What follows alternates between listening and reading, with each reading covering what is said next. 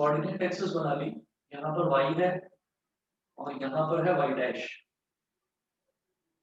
इस तरफ है x और इस तरफ है x डैश। पैराबोलिक रिफ्लेक्टर का मतलब एक ऐसे हमने पैराबोला बना लिया। रिफ्लेक्टर का मतलब ये है कि इसके अंदर ना कोई बड़ा बल्ब लगा हुआ है, इसके अंदर कोई बड़ा बल्ब लगा हुआ है, यहाँ पर कोई बड़ा बल्ब लगा हुआ है और ये इस तरह से रोशनी को आगे एमिट कर रहा है, ये लाइट को फैला रहा है। तो पैराबोलिक रिफ्लेक्टर का मतलब ये होता है। और जनरली जो बड़े बड़े लाइट हाउसेस होते हैं उसमें जो लाइट एमिट करी जाती है वो इस तरीके से करी जाती है पैराबोलिक रिफ्लेक्टर्स के थ्रू। तो अब आप ये देखिएगा, इन्होंने बोला कि इसका जो डायमीटर है, इसका डायमीटर दे रखा है 20 centimetre and it is 5 centimetre deep, and it is 5 centimetre deep. ठीक है, तो अब इसका डायमीटर देखते हैं कि डायमीटर क्या होगा। डायमीटर का मतलब ये हो गया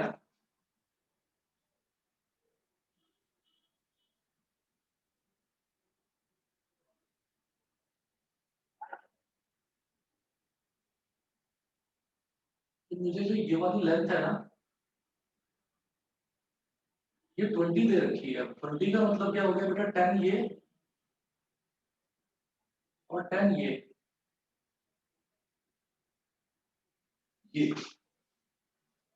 and 5 centimetre deep. 5 centimetre deep का मतलब क्या हुआ कि यहां से लेकर और यहां तक ये वाली लेंथ है 5 सेंटीमीटर, इसको मैंने ओरिजिन बोल दिया। ठीक है, हम ये कहेंगे let the equation of the parabola, let the equation of the parabola be y square is equal to 4ax. Equation of the parabola be y square is equal to 4ax. ये हो गया। ठीक है, अब हम ये कहते हैं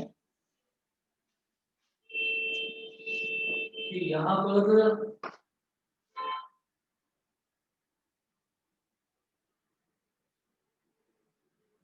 ये 5 सेंटीमीटर डीप है, तो बेटा यहाँ से लेकर और यहाँ तक वाला डिस्टेंस हो गया 5, और ये जो इसका डायमीटर है ये टोटल 20 दे रखा है, यानी कि ये डिस्टेंस 10, ये डिस्टेंस 10। तो अगर मैं इस वाले पॉइंट को ए बोल दूं और इस वाले पॉइंट को बी बोल दूं, ठीक है, एक पॉइंट को ए और एक पॉइंट को बी बोल दूं, तो आप ये कहेंगे कि ये वाला पॉइंट जो ए है इसके कोऑर्डिनेट्स क्या हो जाएंगे। अगर मान लीजिए मुझे ए के कोऑर्डिनेट्स निकालने हैं तो मैं ये देखूंगा कि पहले तो हम यहाँ पर एक्स एक्सिस में कितना चले और फिर हम यहाँ से वाई एक्सिस में कितना चले, हम ये दो चीजें चेक करेंगे। तो अब इसमें मुझे ये देखना होगा कि एक्स एक्सिस में मैं कितना चला 5 सेंटीमीटर और वाई एक्सिस में कितना चले 10 सेंटीमीटर। तो मेरा जो ए है, ए के कोऑर्डिनेट्स हो जाएंगे 5, 10, 5, 10। तो हम ये कहेंगे distance A 5, 10 lies on the parabola, therefore y का स्क्वायर, यानी कि ये 5, 10 ये इस इक्वेशन को सेटिस्फाई करेंगे। तो 10 का square is equal to 4 into a into 5। तो बेटा 10 का स्क्वायर कितना हो गया 100 एंड 4 5 हो गया 20 और ये ए, तो 20 5 100 हो गया। तो ए की वैल्यू हो गई 5। पहले ये बता दीजिए यहाँ तक सब बच्चों को क्लियर है, ए की वैल्यू 5 सब ठीक है सर। ठीक है, चलिए। Yes sir. हाँ जी, ए की वैल्यू 5 हो गई। अब ये करने के बाद में फिर मैं देखूंगा कि इन्होंने पूछा क्या था इस क्वेश्चन में। उन्होंने ये कहा था कि फाइंड द फोकस, और पैराबोला के क्वेश्चन में फोकस क्या होता है a, 0। तो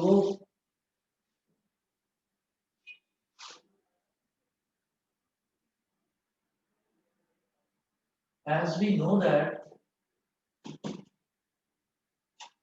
focus of a parabola is a comma 0, therefore focus कितना हो गया 5,0। बताइए बेटा सभी को क्लियर है? Yes sir. रश्मि बताइए क्लियर है? एकांश? यस सर क्लियर है। Yes sir. हर्षित बताओ क्लियर है? ऐश्वर्या, प्रियांशी बताइए। यस सर क्लियर है। ठीक है, अच्छा तो अब मैं नेक्स्ट देखूंगा। जैसे ये हो गया हमारा फोकस 5,0, इसमें यही पूछा गया था। मैं अगला क्वेश्चन देखता हूँ, question number 2। N arc is in the form of a parabola with its axis vertical. With its axis vertical, vertical axis का मतलब वाई एक्सिस। इसका मतलब क्या है कि जो मेरे को आर्क, आर्क का मतलब एक कर्व्ड फिगर, एक कर्व्ड फिगर। तो आर्क का मतलब ये हो गया कि मुझे एक पैराबोला दे रखा है जो कि ऊपर की तरफ से ओपन है। तो मुझे ऐसा एक पैराबोला दे रखा है, तो मैं क्वेश्चन नंबर 2 में देखूंगा। N arc is in the form of a parabola with its axis vertical. तो आप ये देखिए कि जैसे यहाँ पर मुझे पैराबोलिक रिफ्लेक्टर दे रखा था तो मैंने ऐसा बना लिया था, वो मेरी मर्जी है। मैं जैसा चाहूँ वैसा पैराबोलिक रिफ्लेक्टर बना सकता हूँ, राइटवर्ड, लेफ्टवर्ड, अपवर्ड, डाउनवर्ड, कैसा भी, वो मेरी मर्जी है। लेकिन यहाँ इस क्वेश्चन में दे रखा है an arc is in the form of a parabola with its axis vertical. तो एक्सिस वर्टिकल है यानी कि अपवर्ड पैराबोला बनाऊंगा मैं। तो आप देखो कैसे करेंगे। ये हो गया वाई, ये हो गया वाई डैश, ये एक्स और ये एक्स डैश, और ऐसे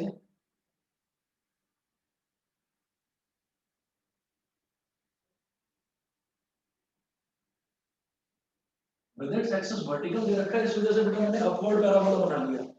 ठीक है,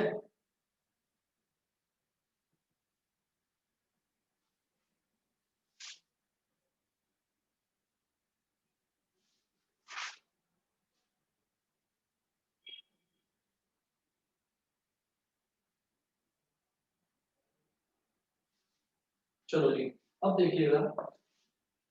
An arc is in the form of a parabola with its axis vertical. The arc is 10 meter high and 5 meter wide at the base.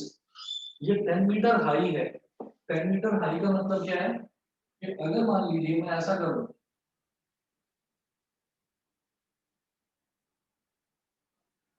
10 metre high का मतलब क्या है कि ये कितना ऊपर तक उठ रहा है। तो ये दे रखा है कि ये 10 मीटर हाई मतलब ये 10 मीटर तक ऊपर उठ रहा है, बस 10 मीटर मैक्सिमम होगा। तो मैं ये जानता हूँ कि जो पैराबोला की अगर हाइट के बारे में बात करी जा रही है ना, तो इसका मतलब वो एक अपवर्ड पैराबोला होगा।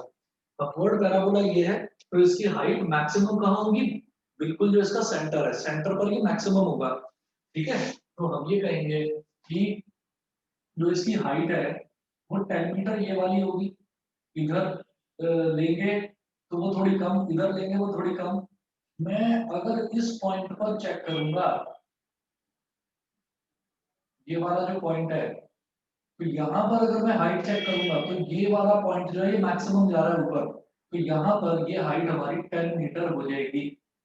बताइए जी, इतना समझ रहे हैं सभी बच्चे? ये वाली हाइट यस सर।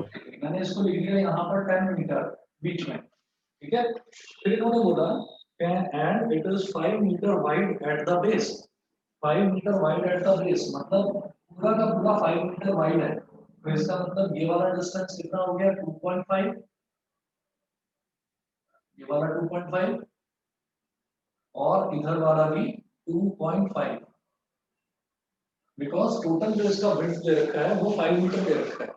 ठीक है, इसके बाद में, इसके बाद समझिएगा ध्यान से। देखो, तो मैं ये जान गया हूँ कि अगर मैं इस पॉइंट की बात करूं, मैं कहीं ना कहीं, बेटा ध्यान रखिए, मैं कहीं ना पैराबोला के केस में कॉर्नर वाला पॉइंट ही लेता हूँ। जैसे यहाँ पर देखो, यहाँ पर भी मैंने कॉर्नर वाला पॉइंट लिया था 5,10। तो यहाँ भी मैं कॉर्नर वाला पॉइंट लूंगा, इसको मैंने बोल दिया ए। तो यहाँ से लेकर और यहाँ तक ये एक्स वाला डिस्टेंस कितना है 2.5, और इस पॉइंट पर अगर मैं निकाल रहा हूँ तो यहाँ से यहाँ तक वाई वाला डिस्टेंस कितना है 10।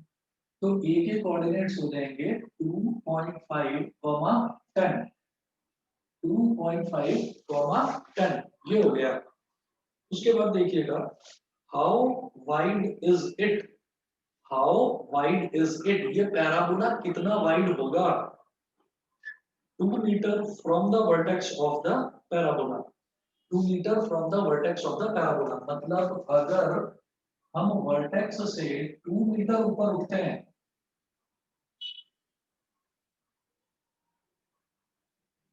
चलो मैं 10 मीटर जो ये वाली हाइट है ना बेटा वो मैं यहाँ लिख रहा हूँ, ठीक है, वो मैंने इधर लिख दिया 10 मीटर, वो पूछ रहे हैं कि 2 मीटर, तो 2 मीटर हमने माना कि जब टोटल 10 मीटर दिया है इतना, तो 2 मीटर हमने यहाँ मान लिया, चलिए, है ना, 2 मीटर, तो वो पूछ रहे हैं कि ये 2 मीटर पर कितना वाइड होगा, तो 2 मीटर पर भी आप ऐसी एक डॉटेड लाइन खींच लीजिए, ये हो गया, ठीक है, और इस पॉइंट को बेटा, इस पॉइंट को बोल दीजिए बी, जैसे ये है ए, इसको बोल दीजिए बी। वो पूछ रहे हैं कि 2 मीटर यानी कि y वाला जो कोऑर्डिनेट है वो दे रखा है 2, और x वाला कोऑर्डिनेट मुझे नहीं पता, तो उसको बेटा मैं बोलूंगा x1। बताइए ये सबको क्लियर हो गया।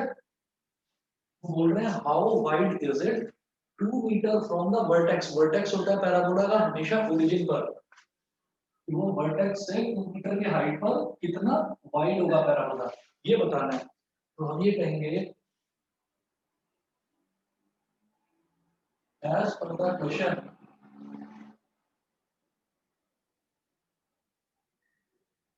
it is an, as per the question it is an upward parabola, so its equation will be, upward parabola की equation होती है बेटा x square is equal to 4ay, its equation will be, its equation will be x square is equal to 4ay, ठीक है।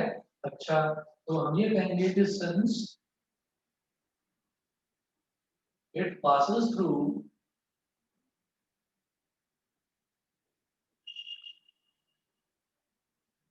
since it passes through a, ये a से पास हो रहा है पैराबोला यानी कि 2.5, 10, इसको बेटा इक्वेशन 1 बोल दीजिए।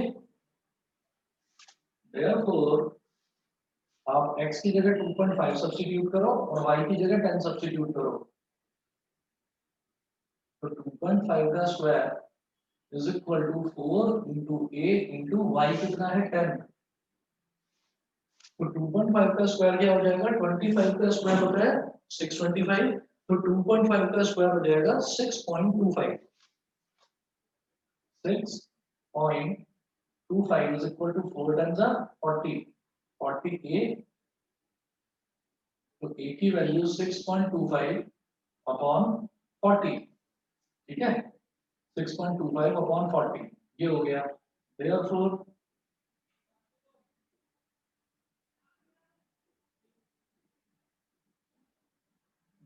equation of parabola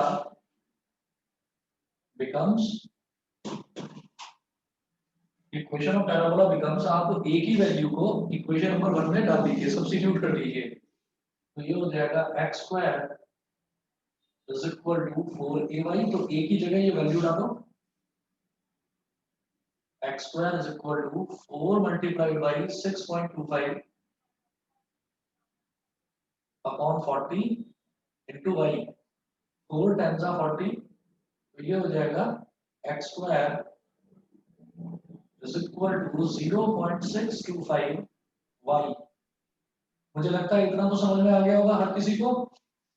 जो इक्वेशन ऑफ पैराबोला है वो हो गया x square is equal to 0.625 y। ये बता दीजिए, बताइए प्रियांशी, क्लियर है इतना पैराबोला की इक्वेशन। हमें एक ये वाला पॉइंट समझ में आ गया था, हमने ये देखा कि because this is a parabola with its axis vertical, तो इसका मतलब ये हमारा ऐसा अपवर्ड पैराबोला ही बनने वाला है। पहली चीज तो हमें ये समझ में आ गई। उसके बाद इन्होंने बोला कि इस पैराबोला की हाइट कितनी है 10 metre and it is 5 metre wide at the base, base पर इसकी विड्थ है 5 मीटर, तो इसका मतलब 2.5 इधर 2.5 इधर, तो x का कोऑर्डिनेट 2.5 एंड y का कोऑर्डिनेट 10 मीटर, ठीक। तो हाईएस्ट पॉइंट कॉर्नर पर निकलेगा, तो आगे देखिए 2.5 10 हो गया कोऑर्डिनेट, तो मैंने x² is equal to 4ay में 2.5 x की जगह डाल दिया और 10 डाल दिया मैंने y की जगह, तो यहाँ से a की वैल्यू आ गई। अब इस a की वैल्यू को ओरिजिनल इक्वेशन में सब्स्टिट्यूट कर दिया। समझ बताइए, समझ में आ गया? Yes sir. ठीक है, दृष्टि क्लियर है? Yes sir. ठीक है, अब देखिएगा इसके बाद आगे x² is equal to 0.625y ये है, तो यहाँ पर इतना हो गया। अब देखिएगा कि बिकॉज ये पैराबोला x1, 2 यानी कि b से भी पास हो रहा है, ये कहेंगे since the parabola also passes through, since the parabola also passes through b x1 comma 2,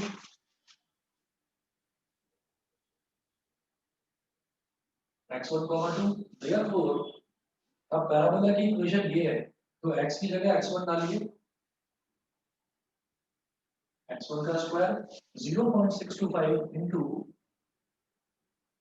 0.625 into y कितना है, y है 2, इसको मल्टीप्लाई करिए, तो x1 square is equal to, देखिए ये हो जाएगा मेरे पास 625 अपॉन 1000,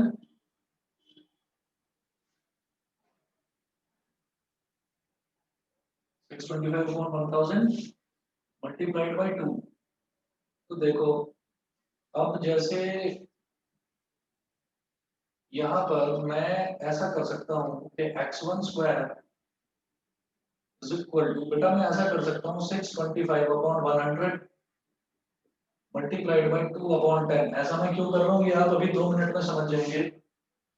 हमने कहा x1 की वैल्यू कितनी हो गई, under root 625 multiplied by 2 upon 100 और डिनोमिनेटर में 2 है, सॉरी 10 है, तो 625 को जब मैं रूट से बाहर निकालूंगा तो ये आ जाएगा 25, 100 को जब रूट से बाहर निकालूंगा तो ये हो जाएगा 10, ठीक। और यहाँ मेरे पास बचेगा अंडर रूट 2 और 10 को मैं लिख सकता हूँ 2 इंटू 5, 2 से 2 कैंसिल आउट हो गया, ठीक है। और ये हो जाएगा x1 इज इक्वल टू 2.5, और जैसे ये 5 है तो इस 5 को मैं क्या कर सकता हूँ कि मैंने यहाँ पर ये कह दिया कि ये हो गया 1/√5, तो यहाँ हम एक काम कर सकते हैं कि √5 से नीचे मल्टीप्लाई करेंगे और √5 से ही ऊपर मल्टीप्लाई कर देंगे,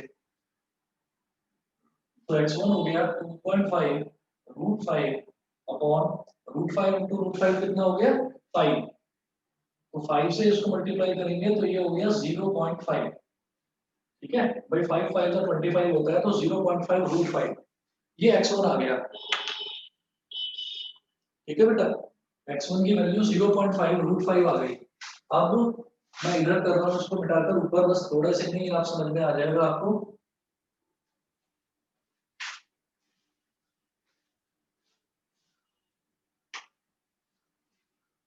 x1 is equal to 0.5 under √5, ये हो गया, okay 0.5 under √5।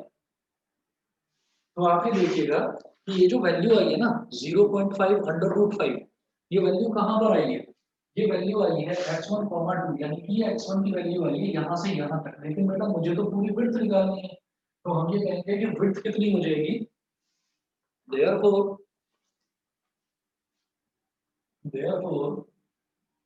width of the parabola width of the parabola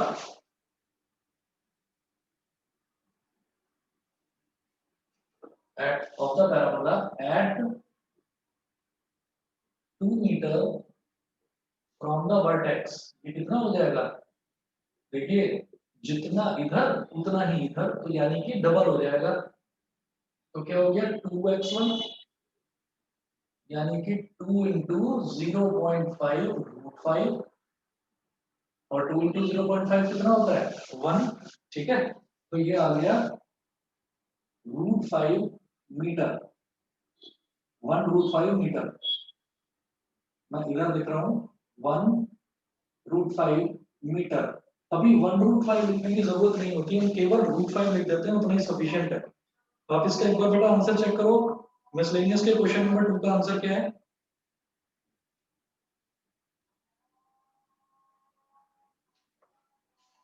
देखिए एक बार, मैं भी देख रहा हूँ।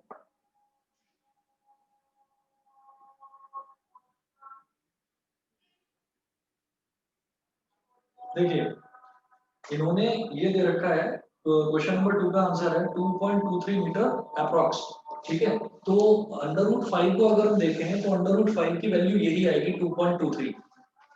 बताइए सभी बच्चों को क्लियर है? बताइए। Yes sir. आदित्य क्लियर है? हमने आंसर रूट 5 लिख दिया है। आप लोग इसको वेरीफाई करने के लिए क्या कर सकते हो, रूट 5 की आप वैल्यू कैलकुलेट करके देख सकते हो। तो रूट 5 की वैल्यू यही आ रही है 2.23। समझ गए सभी? बताइए हर्षित क्लियर है? Yes sir. ठीक है। रूट 5 की वैल्यू अगर अभी आपके पास कैलकुलेटर है, मोबाइल फोन का कैलकुलेटर, आप ओपन करके एक बार चेक कर लो, यही आएगा आंसर। यस सर, यही आ रहा है। चलिए जी ठीक है। अब देखते हैं क्वेश्चन नंबर 3। क्वेश्चन नंबर 3 में देखिएगा क्या है। The cable of a uniformly loaded suspension bridge hangs in the form of a parabola। तो अब आगे देखिए इस क्वेश्चन को, अगर आपने ये सब नोट कर लिया तो मैं इसको मिटाकर ना इस क्वेश्चन को थोड़ा डायग्राम बड़ा बनाकर समझाना चाहूंगा, समझिएगा। सस्पेंशन ब्रिज वाला क्वेश्चन है, एग्जांपल्स में भी हमने ऐसा एक क्वेश्चन किया था। बस 1 मिनट वेट करिए, मैं पानी पी रहा हूँ।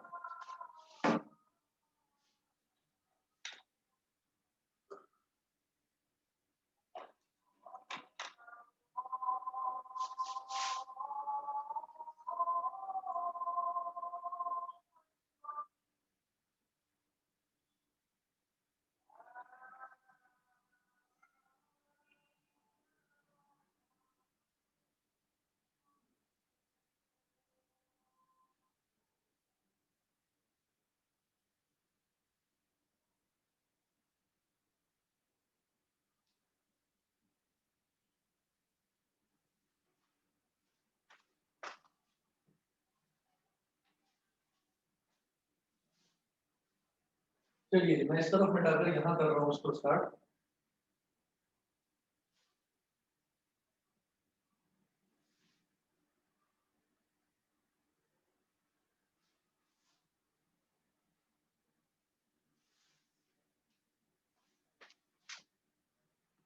अब ना जैसे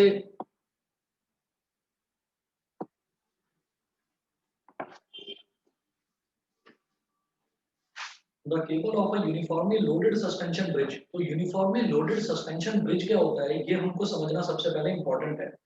देखिए ऐसा होता है कि अलग अलग तरीके के ब्रिजेस होते हैं। जैसे आप लोगों ने ओवर ब्रिजेस देखे होंगे, जो रोड होती है, रोड के ऊपर से जो ब्रिज निकल के जाता है, जिसको हम ओवर ब्रिज बोल देते हैं, या मोस्ट कॉमनली फ्लाईओवर बोल देते हैं हम उसको।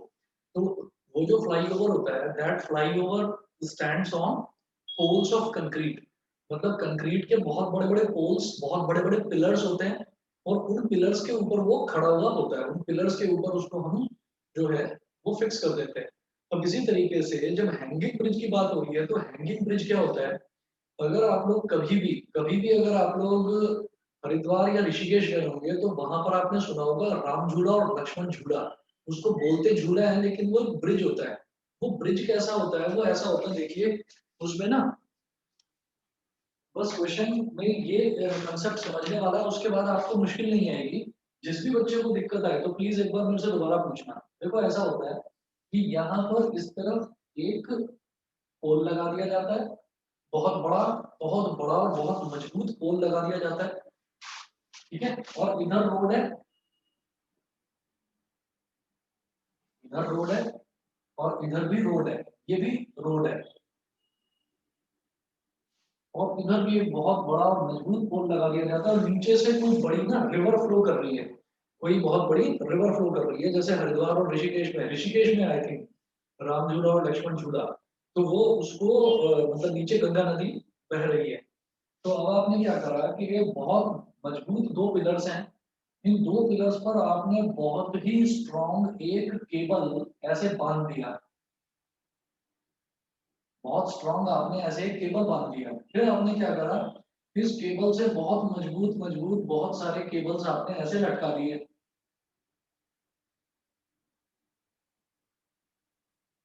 ऐसे आपने केबल लटका दिए। फिर क्या होगा, फिर आपने यहाँ पर मतलब जो बड़े बड़े जो कंक्रीट के आपने फ्लैट, आपने रेक्टेंगुलर पीसेस कंक्रीट के बना दिए, ठीक है। उन कंक्रीट के पीसेस को इन दो इनके सबके बीच में फिक्स करते चले गए आप। तो फिक्स आपने इस तरह से करा कि वो एक स्ट्रेट रोड बन जाए, तो आपने ऐसे करके इसको फिक्स करा।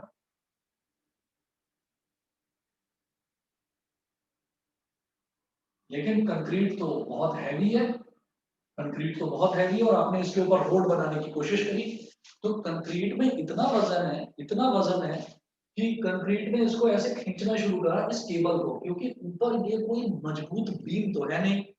ये आपने सोचा कि आपने आयरन की, और आयरन के अंदर भी आपने मतलब अलॉय की तरह उसके अंदर आपने कॉपर भी मिक्स करके और आपने बहुत मजबूत अलॉय बना दिया। तो वो जो अलॉय है कितना भी मजबूत आप बनाइए, लेकिन वो ग्रेविटी को ओवरकम ज्यादा दिनों तक नहीं कर पाएगा। तो क्या होना शुरू करा कि ये जो केबल है, इस केबल में ना स्लैकनेस आनी शुरू हो गई, ये केबल में स्लैकनेस आनी शुरू हो गई। तो वो केबल में स्लैकनेस जो आई वो कैसी आई वो देखिएगा। मतलब ये केबल में जैसे स्लैकनेस आएगी तो इसका मतलब ये नीचे से रोड जो है, जैसे बीच में से ज्यादा वेट इस पर पड़ा, तो ये ऐसे मुड़ना शुरू हो गया नीचे से रोड। तो जो रोड बनी थी ना इसके लिए, और यहाँ पर ये है, यहाँ पर लोग आते थे, व्हीकल्स आते थे और वो पास कर जाते थे। तो आपने इस केबल को, जब इस केबल में ऐसे स्लैकनेस आनी शुरू हो गई, ये केबल ऐसी मुड़नी शुरू हो गई इस तरह से, ये स्ट्रेट नहीं रही केबल, ये मुड़नी शुरू हो गई। तो फिर आपने क्या करा कि आपने रिपेयरिंग, आपने जो रोड कंस्ट्रक्शन का काम था वो आपने रोक दिया। आपने कहा कि मैं एक बार देख लेता हूँ कि कितना नीचे तक मुड़ेगा, ठीक है। तो over a period of time आपने ये कंक्रीट के हैवी हैवी वेट्स इस पर लटका कर रखे, और ये देखा कि ये जो मेरी केबल है ये कहाँ तक मुड़ेगी, ठीक। तो फिर एक लेवल के बाद आपने देखा कि अब इसने मुड़ना बंद कर दिया, यानी कि अब इससे ज्यादा ये नहीं मुड़ेगी, और आपने इस केबल को और खींच के खूब टाइट करने की कोशिश करी, लेकिन ये टाइट और ज्यादा नहीं हुई, ठीक है। तो क्या हुआ कि इस केबल में over a period of time इसमें स्लैकनेस आ गई, तो ये केबल कैसी हो जाएगी, ये केबल ऐसी हो जाएगी, ये मुड़ जाएगी, ये ऐसी हो जाएगी केबल, ठीक है। तो अब आप ये देखिएगा कि ये फाइनली ये एक शेप ले लेगा जैसे कि कोई पैराबोला हो। तो यहाँ पर ये एक वायर फिक्स है, मजबूत वायर, लोहे की बहुत मोटी मोटी वायर्स, ठीक है। एक वायर यहाँ पर फिक्स, एक यहाँ पर, एक यहाँ पर, और ये इधर फिक्स, ठीक है। तो अब और इधर भी रोड है, ऐसे इधर भी रोड और इस तरफ भी रोड, ठीक। तो ये पैराबोला बन गया, मतलब ये जो स्ट्रेट केबल थी, ये जो स्ट्रेट केबल थी ये अब ऐसे कर्व शेप में हो गई केबल। तो ऊपर वाले इसको हटाइए, फिर आप ये हटाओ, ये हटाइए, और इसको भी हटा दो। तो this is called a hanging bridge. मेरी बात सबको समझ में आ गई? This is called a hanging bridge. ये बहुत मजबूत पिलर है, ऐसे ये कॉर्नर में एक बहुत मजबूत पिलर है, ये पिलर है, ये पिलर है, नीचे से नदी फ्लो कर रही है, और 1 2 3 4 5 These 5 are very very strong wires और ये क्या है कि ये बहुत ही ज्यादा मजबूत केबल है। तो this is cable and these are wires, ये सारी की सारी वायर्स है। बताइए जी, इतना सबको समझ में आ गया? इतना सबको समझ में आ गया? ऐश्वर्या बताइए। Yes sir. ठीक है, हर्षित बताओ। हर्ष? Yes sir. ठीक है, हर्ष बताइए। प्रियांशी बताओ। अस्मी? सर क्लियर है। ठीक है बेटा। तो ये सारा हुआ हमारे पास। तो ये बन गया हमारे पास, ये तो केबल हो गया and this is finally hanging bridge. और यहाँ पर इस तरीके से कोई भी व्हीकल आएगा, कोई भी व्हीकल आएगा और वो व्हीकल इस तरीके से ट्रैवल करता हुआ निकल जाएगा बिकॉज दिस इज रोड। ये हॉरिजॉन्टल रोड है और इसको केबल्स और वायर्स से सपोर्ट मिली हुई है। Cable is this curve portion and wires are these. ठीक है, ये तो हैंगिंग ब्रिज था जो मैं समझाना चाह रहा था। नहीं तो यही समझ में नहीं आता कि हैंगिंग ब्रिज होता क्या है, कि कोई लटकता हुआ ब्रिज है, ऐसा कौन सा ब्रिज है, ये तो हमने देखा ही नहीं। तो अगर किसी भी बच्चे को ना समझ में आया हो प्लीज मेरे से दोबारा भी पूछ लीजिए, क्योंकि इसके बाद फिर मैं आपको ये समझाना चाहता हूँ कि आगे उन्होंने क्वेश्चन में कंडीशंस क्या क्या दे रखी है। देखो, the cable of a uniformly loaded suspension bridge Hanks in the form of a parabola. The roadway which is horizontal, the roadway which is horizontal and 100-meter long is supported by vertical wires attached to the cable। तो आप समझ गए कि vertical तो wires हैं, ठीक है। और ये मान लीजिए कि यहाँ यहाँ इसको केबल को बहुत स्ट्रांगली खींचकर, और ये ना मैं थोड़ा सा अलग बना देता हूँ। ये पिलर हो गया, बहुत मजबूत पिलर है और इस पर इसको केबल को बहुत मजबूती से बांध रखा है। ठीक है, तो ये पिलर हो गया, PILLAR पिलर। एंड सिमिलरली इस तरफ भी मैं एक पिलर बना देता हूँ। साइकिल को हटाओ, ये आपको समझाने के लिए था कि यहाँ से व्हीकल्स भी पास ऑन करेंगे। तो यहाँ पर मैंने एक और पिलर बना दिया, इस तरफ पिलर, और यहाँ से केबल इस पर पूरा टाइटली इस पर बांध रखा है इसको। ठीक है, तो अब इसमें ये बोल रहे हैं the roadway which is horizontal and 100-meter long, the roadway which is horizontal, तो मैं जानता हूँ कि roadway जो है वो horizontal है and it is 100-meter long। तो आप ये समझ लीजिए कि पैराबोला की आपने एक्सेस इस तरह से बना ली।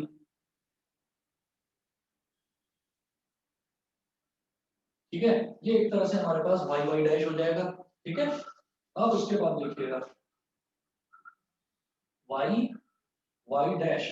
ठीक, पैराबोला, और इन्होंने बोला कि road which is 100 meter wide, तो मैं रोड यहाँ से यहाँ तक लूंगा। ये हो गया इस सबसे लंबे वायर, इधर वाला और इधर वाला, इनके बीच का जो डिस्टेंस है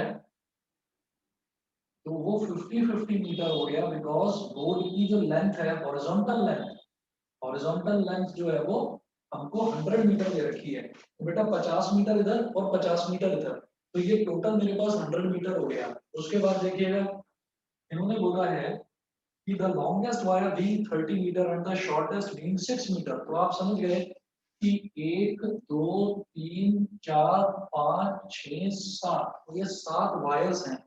ठीक, तो इसमें जो सबसे लंबी वायर होगी वो कौन सी होगी? सबसे लंबी वायर होगी ये वाली। तो इन्होंने कहा कि जो लॉन्गेस्ट वायर है वो 30 मीटर की है, तो यहाँ पर मैं लिखता हूँ 30 मीटर। ये वाली वायर होगी 30 मीटर की, 30 मीटर। और जो शॉर्टेस्ट है वो है 6 मीटर, तो ये मैंने लिख दिया बेटा 6 मीटर। शॉर्टेस्ट कौन सी हो गई? ये वाली जो बीच वाली है, ये सबसे छोटी वायर होगी। अच्छा, find the length of the supporting wire attached to the roadway 18 meter from the 18 meter from the middle. तो अगर 18 मीटर फ्रॉम द मिडल, मान लीजिए यहाँ से यहाँ तक का डिस्टेंस 18 मीटर है, यहाँ से यहाँ तक का डिस्टेंस मैं इतना कर देता हूँ ताकि क्लियरली दिखाई दे। यहाँ से 18 meter from the middle, middle तो बेटा ये हो गया। ठीक, अब आप ये देखिएगा वर्टेक्स ऑफ द पैराबोला क्या होता है? हमेशा वर्टेक्स ऑफ द पैराबोला होता है ओरिजिन। ओरिजिन मतलब 0,0। तो ये जो पॉइंट है ना सेंट्रल वाला, यहाँ से आप एक डॉटेड हॉरिजॉन्टल एक्सिस ड्रॉ करो। और ये जो हॉरिजॉन्टल एक्सिस है बेटा मैं मेंशन कर रहा हूँ यहाँ पर, ये x हो गया और ये x डैश हो गया, तो this is my x axis, this is my x axis. तो फिर देखिएगा कि जो पैराबोला मेरे पास ये बन गया वर्टिकल पैराबोला, मैं यहाँ पर लिखने वाला हूँ कि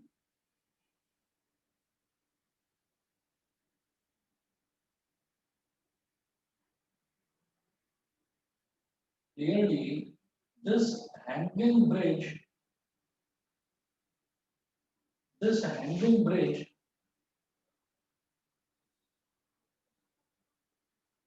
resembles, this hanging bridge resembles a vertical parabola, resembles a vertical parabola whose equation is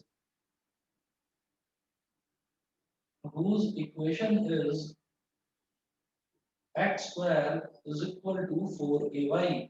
Equation number 1, whose equation is x square is equal to 4ay। और उसके बाद इसमें समझने वाली चीज बस एक छोटी सी चीज है, देखिएगा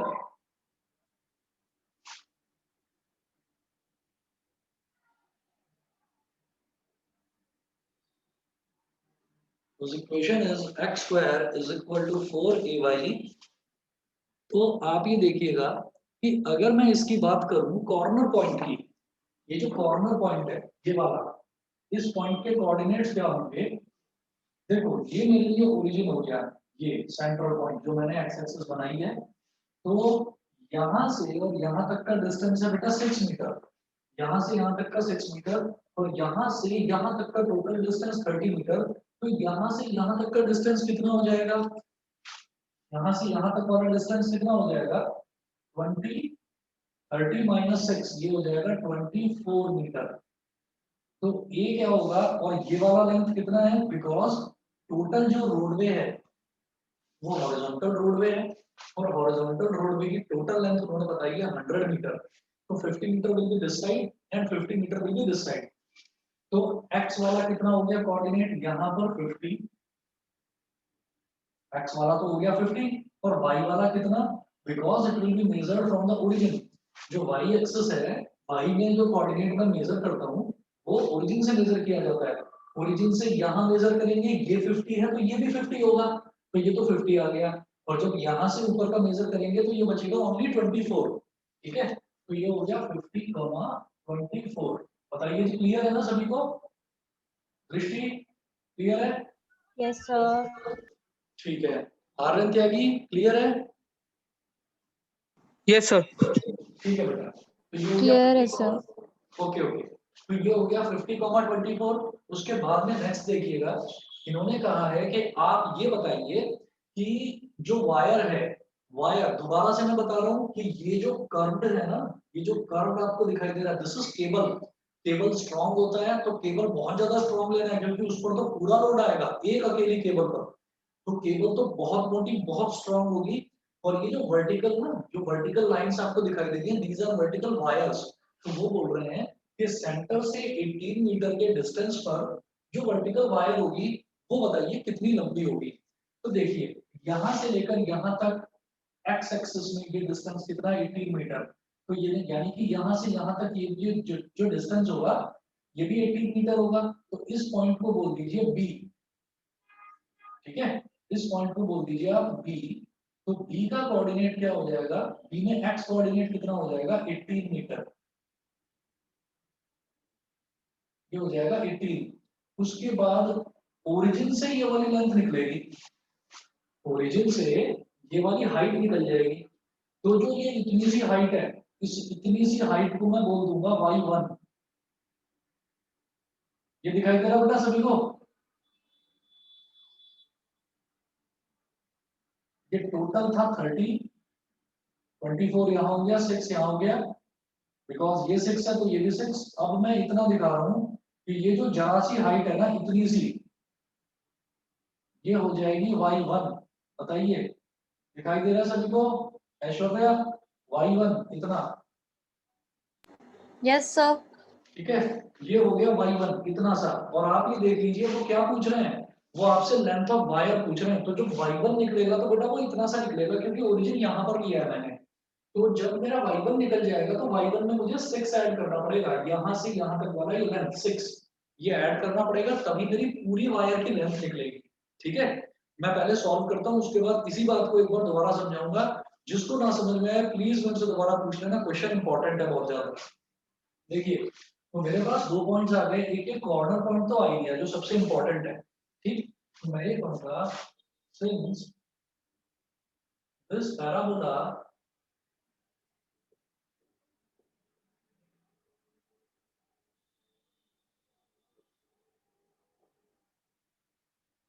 since this parabola passes through a 50, 24, this parabola passes through, देखिए इधर राइट का रिफ्लेक्शन पड़ रहा दिखाई नहीं दे रहा होगा, passes through लिखा हुआ है। ठीक, 50, 24, तो आप x की जगह डालेंगे 50 और y की जगह डालेंगे बेटा 24। तो 50 का square is equal to 4a into 24। 50 का स्क्वायर कितना हो गया, 5 5 25, 25 100 is equal to 4a into 24। ठीक है, अगर मैं इसको डिवाइड करने की कोशिश करूं तो ये हो जाएगा 25 को मैं लिखूंगा 25 multiplied by 100 is equal to 4a into 24। तो 4 25 जा 100 होता है, 25 25 जा 625 इज इक्वल टू 24a, तो 24 डिनोमिनेटर में आ जाएगा, तो a की वैल्यू हो जाएगी 625 अपॉन 24। ठीक है, ये हो गया। अब a की वैल्यू आ गई, तो put this value in equation 1 ताकि मेरे को पैराबोला की इक्वेशन पता चल जाए। Put this value in equation 1। तो अब मैंने x square is equal to 4ay, तो x square is equal to 4 into 625 upon 24 multiplied by y। तो 4 6 जा 24, तो ये मेरे पास आ गया x square is equal to 625 upon 6 into y। ये मेरे पास इक्वेशन आ गई पैराबोला की। ठीक है, इसको बोल देंगे इक्वेशन नंबर 2। ठीक, ये इक्वेशन आ गई पैराबोला की, ये जो पैराबोला है ना, तो ये इसकी इक्वेशन आ गई। अब देखिएगा मैं क्या करूंगा इसमें।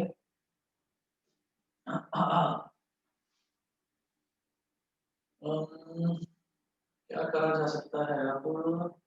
हाँ, अब हम क्या करेंगे, ये हमारे पास इक्वेशन आ गई। Now this parabola also passes through B, ये मैं मिटा रहा हूँ इस तरफ वाला।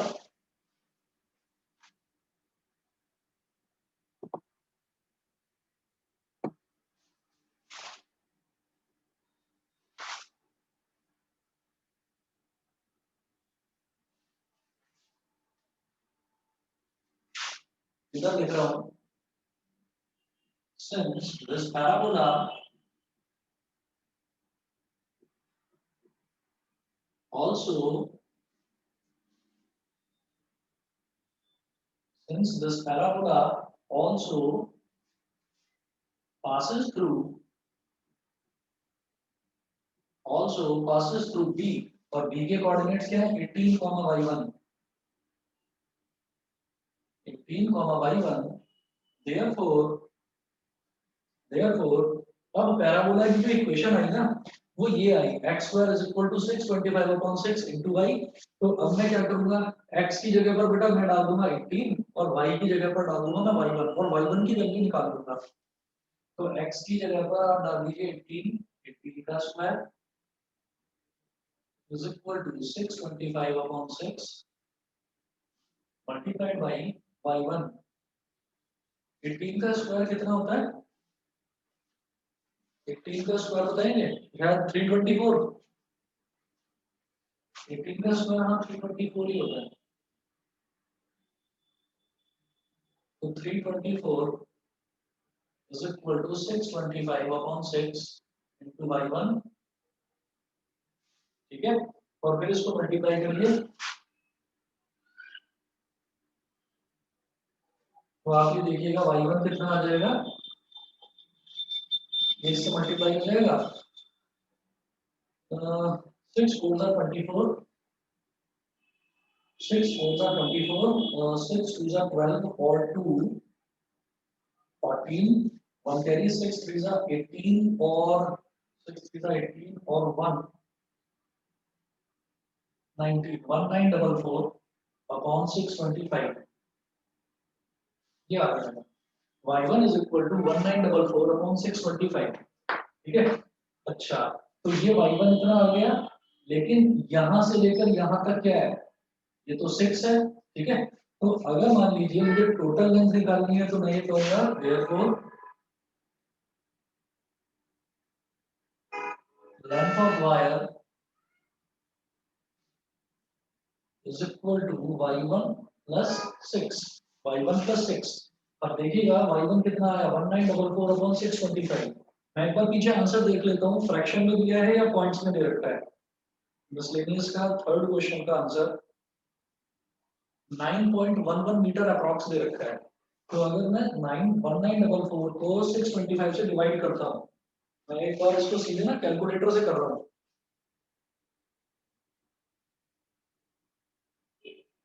तो 1944 डिवाइड बाई 625, 625, ये आया 3.11, ये आ गया 3.11 मीटर, ठीक है। तो लेंथ ऑफ वायर कितनी आ जाएगी, लेंथ ऑफ वायर ये टोटल कितना हो जाएगा y1 plus 6, तो y1 कितना है 3.11, 3.11 plus 6, ये कितना हो गया 9.11 मीटर। बताइए बेटा, सबको समझ में आ गया? मैंने पीछे आंसर भी चेक कर लिया, यही दे रखा है। किसी भी बच्चे को कोई चीज ना समझ में आई हो प्लीज दोबारा पूछिए। मैं बार बार बता रहा हूँ कि कॉनिक सेक्शंस में आप कंफ्यूज हो जाएंगे, आपको अभी समझ में आ रहा है, लेकिन कॉनिक सेक्शन में आप कंफ्यूज हो सकते हैं। और यही आप समझ लीजिए, इसी टाइप के ये जो 8 क्वेश्चंस है ना, यही क्वेश्चंस थोड़ा बहुत घुमा फिरा कर देंगे। ये सारे क्वेश्चन तो मैं करा रहा हूँ, थोड़ा बहुत इससे मिलते जुलते मैं आपको क्वेश्चंस को भेजूंगा, वो आप लोग करिएगा। बताइए बेटा, इतना क्लियर है सभी को? Yes, sir. ठीक है। और हर्ष समझ गए? हर्ष यस समझ में आ गया? सर अर्श का माइक काम नहीं कर रहा है। अरे नहीं, आवाज तो आई थी। Yes sir. हाँ आ गई, आवाज आ गई, आवाज आ गई। चलिए ठीक है, ये हो वो गया पता नहीं हमारा। खराब होता रहता, ठीक होता रहता। चलो कोई बात नहीं, हो जाता है कई बार। ये हमारा हो गया क्वेश्चन नंबर 3। क्वेश्चन नंबर 3 के बाद में क्वेश्चन नंबर 4 है, वो देखिएगा। इसमें देखो क्या करते हैं हम। इसमें दिया है an arc is in the form of a semi ellipse, ठीक है। सेमी एलिप्स का मतलब क्या है, सेमी एलिप्स का मतलब ये है कि जैसे एलिप्स होता है ना, एग की शेप का, ओवल शेप का, आपने एलिप्स को बीच में से काट दिया तो वो सेमी एलिप्स, आधा एलिप्स बन जाएगा। तो देखिएगा कैसे करेंगे। अगर ये सब बच्चों ने नोट कर लिया है तो मतलब बताओ, मिटा दूं इसको, ये वाला क्वेश्चन मिटा दूं? क्लियर है सभी यस को? ठीक है, चलिए जी, ये मिटा दूं। This was your question number 3। अभी क्वेश्चन नंबर 4 देखते हैं।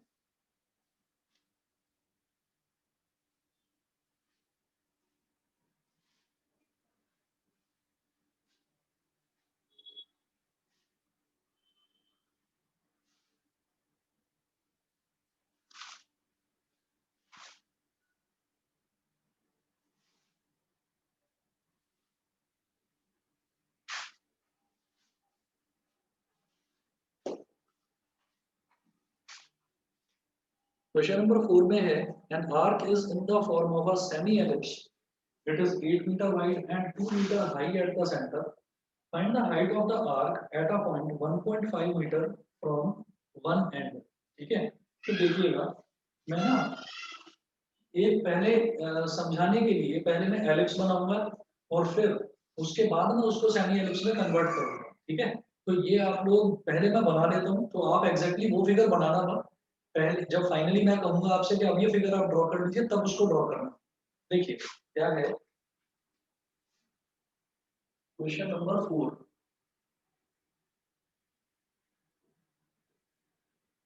क्वेश्चन नंबर 4 में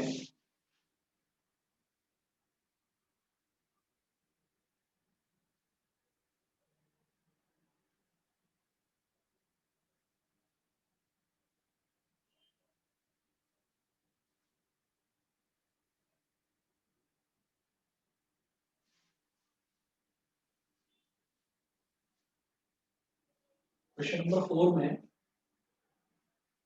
यहाँ पर मैं एक एलिप्स बना रहा हूँ। तो जब ना हमको कुछ बोला नहीं है कि वो वर्टिकल एलिप्स है, हॉरिजॉन्टल एलिप्स है, कैसा है, तो मैं क्या करूंगा कि जो जिसमें मैं कंफर्टेबल हूँ मैं वो बना लेता हूँ। तो मैं हॉरिजॉन्टल एलिप्स में कंफर्टेबल हूँ, मैं वो बना लेता हूँ।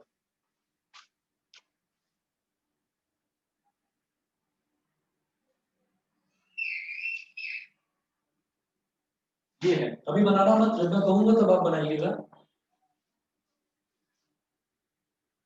An arc is in the form of a semi-ellipse. It is 8 meter wide and 2 meter high at the center. तो इसका मतलब 8 मीटर वाइड दे रखा है, सेमी एलिप्स है। एलिप्स की इक्वेशन क्या होती है? इक्वेशन ऑफ द एलिप्स, और ब्रैकेट में बेटा मैं लिख रहा हूँ, ब्रैकेट में मैं लिख रहा हूँ और सेमी एलिप्स। याद रखिएगा, एलिप्स हो, सेमी एलिप्स हो, पैराबोला हो, सेमी पैराबोला हो, है ना, इक्वेशन सेम बनेगी। एलिप्स और सेमी एलिप्स अलग अलग नहीं है, जो इक्वेशन बनती है वो इक्वेशन बनती है पाथ की।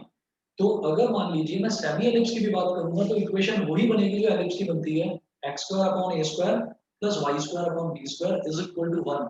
तो इसमें ये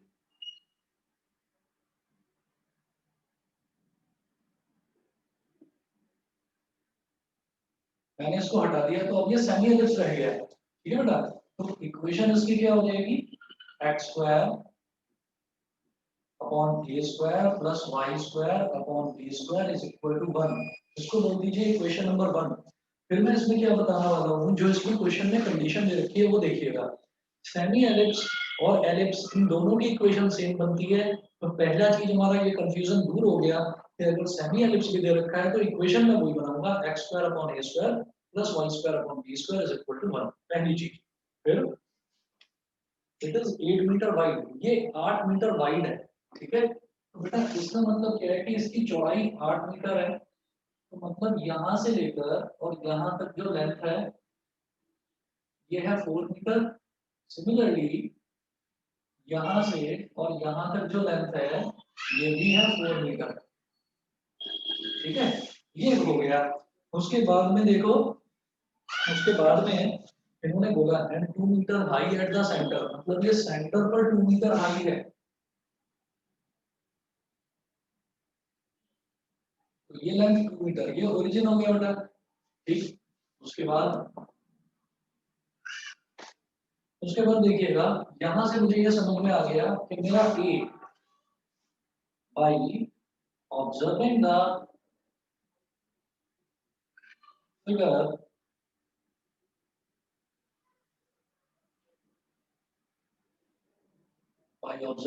figure it is clear that ये वाली लेंथ बेटा, इसको मैं बोलता हूँ एलिप्स के केस में ए, और इस वाली लेंथ को मैं बोलता हूँ b. It is clear that a is equal to b, sorry, a is equal to 4 and b is equal to 2. So equation of ellipse becomes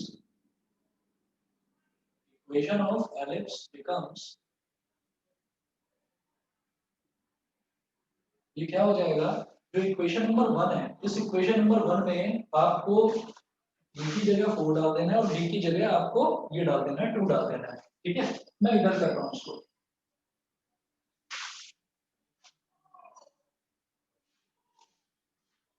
इसमें देखिए मैं यहाँ पर ये करूँगा, equation of ellipse becomes X square upon A कितना है 4 का square plus Y square, B कितना है 2 तो 2 का स्क्वायर इज इक्वल टू 1। ये हो गया x square upon 16 plus Y square upon 4 is equal to 1। ये हो गया, ठीक है। अच्छा, इसके बाद में आप इसको बोल दीजिए इक्वेशन नंबर 2। ये हो गई इक्वेशन नंबर 2, ठीक है। अब क्या करेंगे, ये हो गई ओरिजिनली मेरी इक्वेशन ऑफ एलिप्स या फिर सेमी एलिप्स, सेम होती है, ठीक। उसके बाद इन्होंने बोला कि find the height of the arc at a point 1.5 meter from one end, ठीक है, एक किनारे से 1.5 meter 1.5 meter from one end, मतलब इस एंड से दो एंड हो गए ना सेमी एलिप्स के, एक ये वाला और एक ये वाला, तो इस वाले एंड से 1.5 मीटर इधर चले तो इस आर्क की लेंथ हाइट कितनी होगी, यानी कि ये चीज बतानी है। लेकिन जब कोऑर्डिनेट में कैलकुलेट करता हूं तो कोऑर्डिनेट कैलकुलेट करा जाता है हमेशा ओरिजिन से मेजर करते हैं हमेशा। तो यहाँ से 1.5 है तो बेटा यहाँ से कितना हो जाएगा, बिकॉज टोटल लेंथ इज 4, तो 4 में से 1.5 को सब्ट्रैक्ट कर दीजिए, ये कितना बचेगा बताइए। 4 में से, टोटल 4 में से इस 1.5 को सब्ट्रैक्ट कर दीजिए, कितना बचेगा 2.5 मीटर। तो इस पॉइंट को ए बोल दीजिए, x की वैल्यू 2.5 और यहाँ y की वैल्यू बतानी है, इसको बोल दीजिए y1। तो 2.5 y1, ठीक है। बताइए जी, क्लियर है ये चीज आदित्य? यस सर, क्लियर है। ठीक है, दृष्टि बताइए, Yes, sir. प्रियांशी बताओ क्लियर है? समक्ष Yes, sir. Clear है. समझ गए? देखिए, अब मैं बोलूंगा कि सिंस दिस सेमी एलिप्स, जिसको ये आर्क बोल रहे हैं, since this arc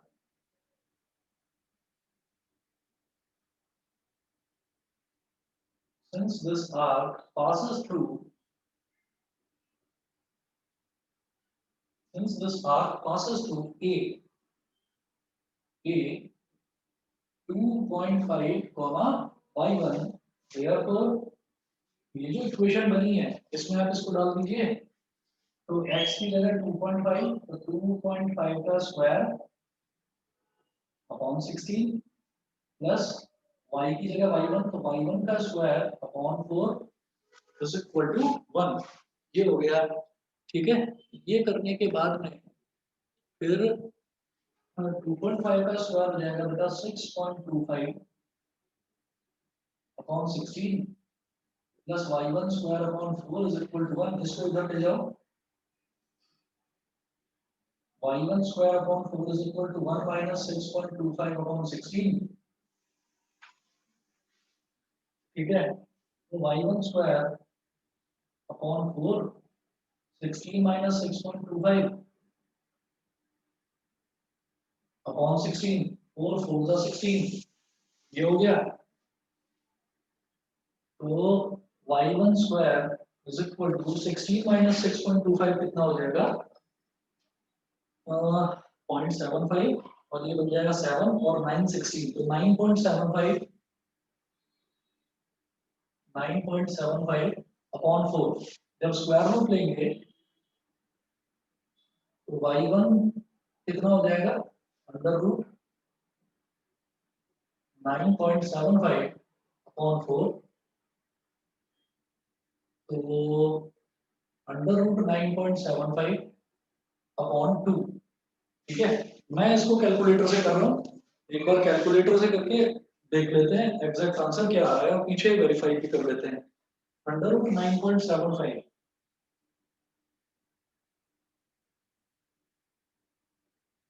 under root 9.75 आ रहा है 3.122, ये हो गया 3.122 अपॉन 2। जब 2 से करेंगे तो 2 1 जा 2 और 1 आ गया 11, 2 5 जा 10, 11 माइनस 10 कितना हो गया 1 1 2 12, 2 6 जा 12 एंड 1.561 1.561 को 56 बोल दीजिए अप्रॉक्सीमेट 1.56 मीटर, ये इतना हाई होगा। तो एक बार देख लेते हैं इसका भी आंसर, क्वेश्चन नंबर 4 का, मिसलेनियस का क्वेश्चन नंबर 4।